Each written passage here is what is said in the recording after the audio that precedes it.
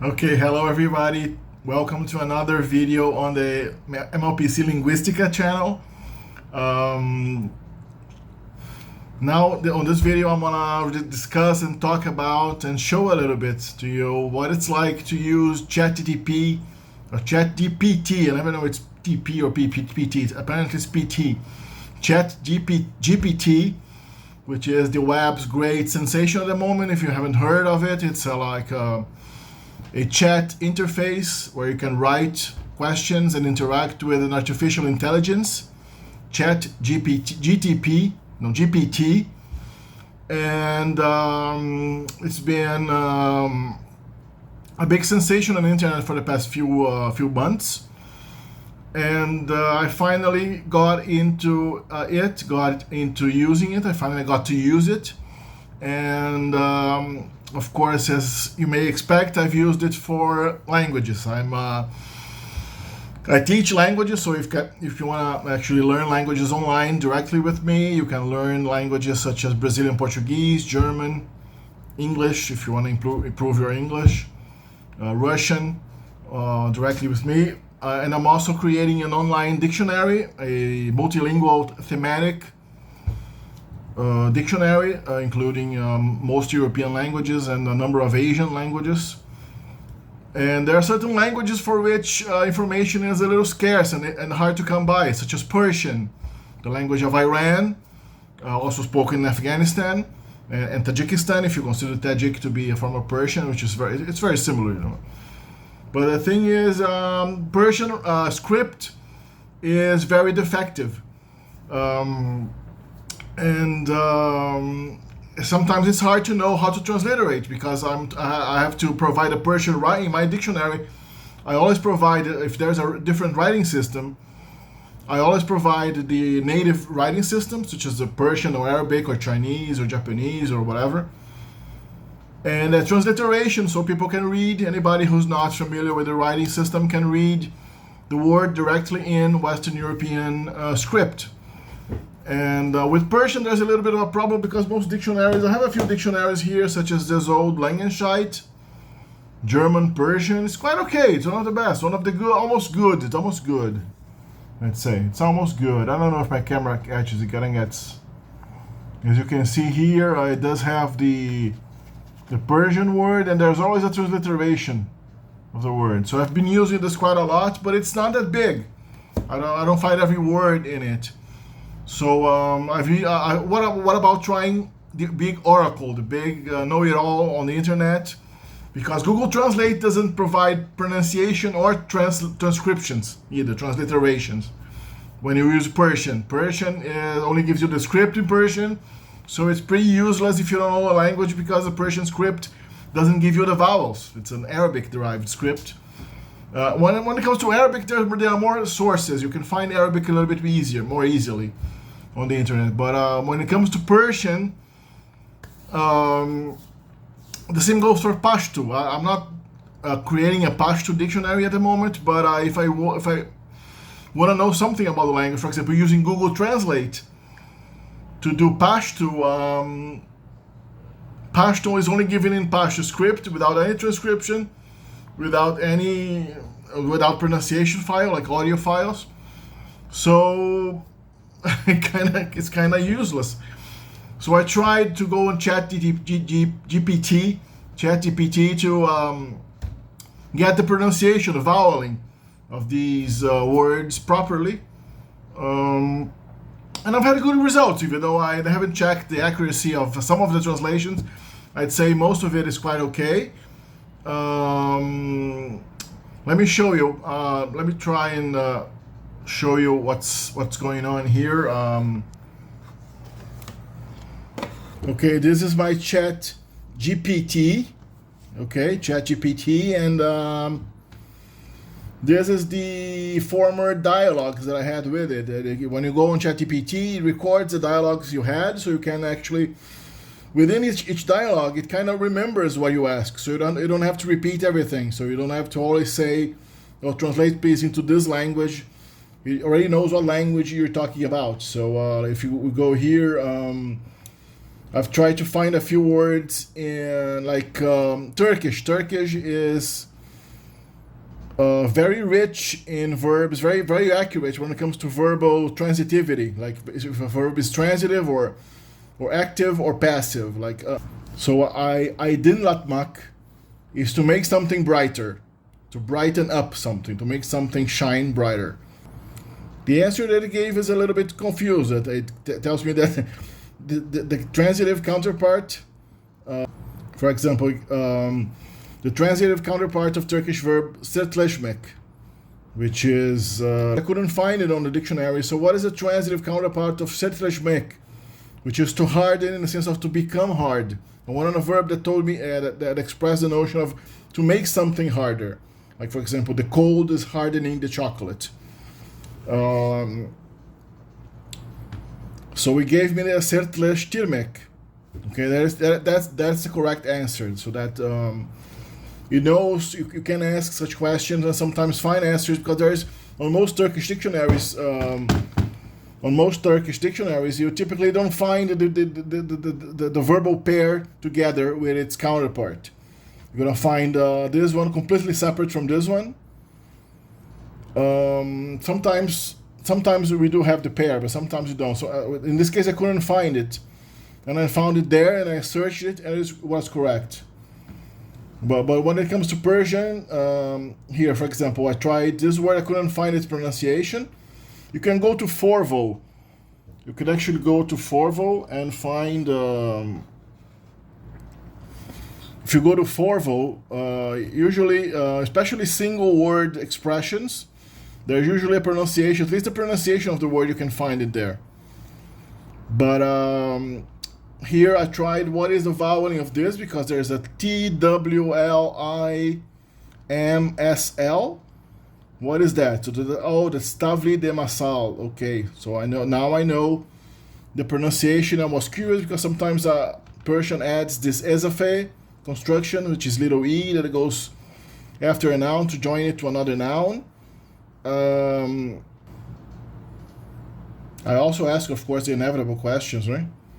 Why did the chicken cross the road?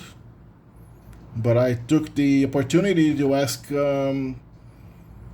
why did the chicken cross the road in Latin? Cur gallus transit viam. And to get to the other side, al alteram pantem pervenire, that's all right. That's ut alteram partem adveniat, I think. That's all right. That's a wrong answer. So Pashto here, I found this word in Pashto. I think it's this big house. Was it? I can't even remember what it meant. No, I eat dinner. I'm completely different. I eat dinner. Yeah, Quaram is I eat. Quaram is the present of the verb to eat, like Persian, haram. So I found it on Google Translate, but I didn't have the pronunciation. How can I figure out the vowels? So I figured out the vowels using Chatgpt. So I hope it got it right, because I couldn't verify that one. Nobody speaks Pashto. It's difficult to find somebody who speaks Pashto. Here another Persian word. This is Chanvacht. I tried here words that I already knew.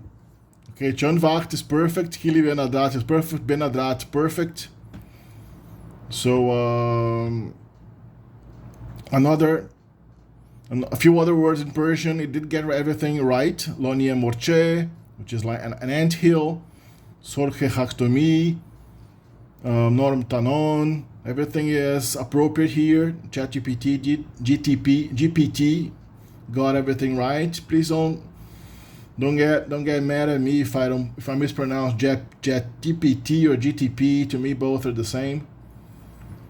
I tried Latin translation. When it comes to Latin translations, things are complicated. Okay, this is clearly wrong. I have to feed many hungry mouths, as you can see here. If you know any Latin, you see that ora is a neutral plural noun, but the adjectives that it gave here are not Latin, are not neutral plural. See here a feminine plural accusative and a masculine plural accusative, all mixed up.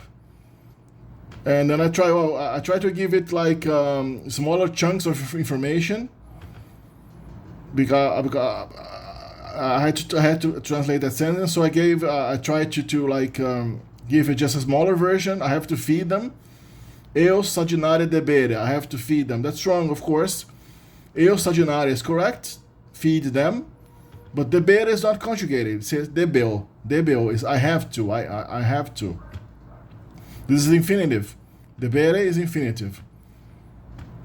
It's funny that it tries to teach stuff here. Note that it comments. It doesn't only answer the question, but it comments on it.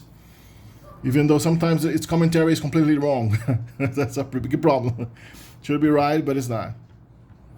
Latin translation: many hungry mouths. Wrong here. It tried to give me ora once again, and the adjectives in the feminine plural, nominative. Not right. It even tries to explain, to teach me, like to professor me. Since ora is feminine plural, and in the nominative case, the adjectives multa and famelica also need to be feminine plural, and in the nominative case. Yeah, but ora is not feminine. As I said here, ora is a neutral plural noun, you moron. And then it admitted its mistake. It's funny. You're correct. I apologize for the mistake. Ora is a neutral plural noun in Latin, so the correct translation for many hungry mouths would be multa famelica ora. Yes, that is correct. That is appropriate agreement in Latin. But when it tried to professor me again here, in this phase, multa is a neutral plural form of multus. Famelica is the feminine singular. No, it's a neutral plural. It just gave me the neutral plural.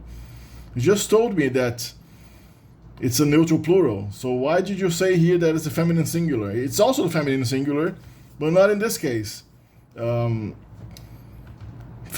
being hungry, and ora is a neutral plural of oris. Or yeah, this is correct. Os, oris is mouth. This is the genitive singular. So it kind of, I'd say that it kind of stumbles on. It kind of stumbles on itself sometimes. It provides a mixture of right and wrong. So you shouldn't actually go to that Chatgpt thinking that it's an oracle that will give you right answers to everything. Okay, this is many other friends and people that I know and several other YouTubers and people on the internet have been saying, yeah, if you veer a little bit off the beaten path of more commonly displayed knowledge, commonly distributed and used knowledge, it often gets even mathematical questions wrong, like financial questions. People who try to use it for doing their accounting, for God forbid. It's just unreliable. I have no doubt that maybe in 5, maybe less than 5, in maybe 1 year, 2 years, because it's just exploding. It just came online. It just came online on the internet a few months ago. I don't know, maybe less than a year, and but it does get a lot of stuff wrong. I tried also Chechen. I didn't even show you the Chechen. The Chechen was a disaster. I wouldn't even show you. I gave it a list of words, and the translations were completely wrong. And the declension that I asked to show the declension of those nouns, even though when I corrected it, the declension was still very problematic. Not entirely wrong, but it's wrong enough for it to be essentially useless unless you already knew Chechen well. I don't even know Chechen that well, but those words that I gave it, that I fed it with, are words that I mostly knew, and I was sure that it got the translation awfully wrong. I don't know where it came up with such an imagination to conjure up Chechen words that simply do not exist in the language. Simply are impossible. If you know, Chechen is complicated because there's probably, I think that Chechen is a lot, Chechen has more like people using it informally, people who are not properly literate in Chechen. The Chechens who live all over the world, they probably chat with each other a lot. And it's trying to get that information. Chatgpt is trying to get information from those random communities of people who do not know how to properly spell the words. And most of it, when it's translated into Russian. And probably a lot of it's translated into the bad Russian. So it probably just didn't get it. Just couldn't handle all of that insanity. It's just too much. Yeah. tell me your experiences. Try to use it. Go online. If it's not offline, because usually in the afternoon it's overburdened and we are offline. You cannot handle the demand. But if you try using it, especially late at night in the Western Hemisphere, if you try to use it, you can use it late at night. And you tell me your experiences. Tell me if you try to trick it, try to fool it into, try to test it, try to ask something that you know the right answer to, and tell me in the comment section what happened. And make your videos if you want to. Why not? Make your videos and tell me what happened. If the artificial intelligence got it right, if it got it wrong, and if you could correct it, and if it should be aware. There should be some kind of a system to tell you that I'm not sure of this information. Please check it. The artificial intelligence should say, I'm not sure. I don't have deep knowledge in this area. So the information I'm providing you is subjective to substantial amount of checking, because it did give me some information with such certainty that I thought everything was right. This thing is just answering things on a massive scale. But when I started checking the information, things changed substantially. Some of the answers are completely wrong. Even when it's like single words, I tried the word for head in Chechen, head, and it gave me ho.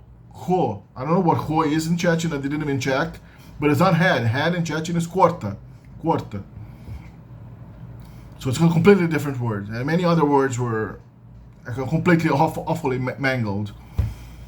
So try your own and tell me in the comment section what was the result. And I see you on the next video on the channel.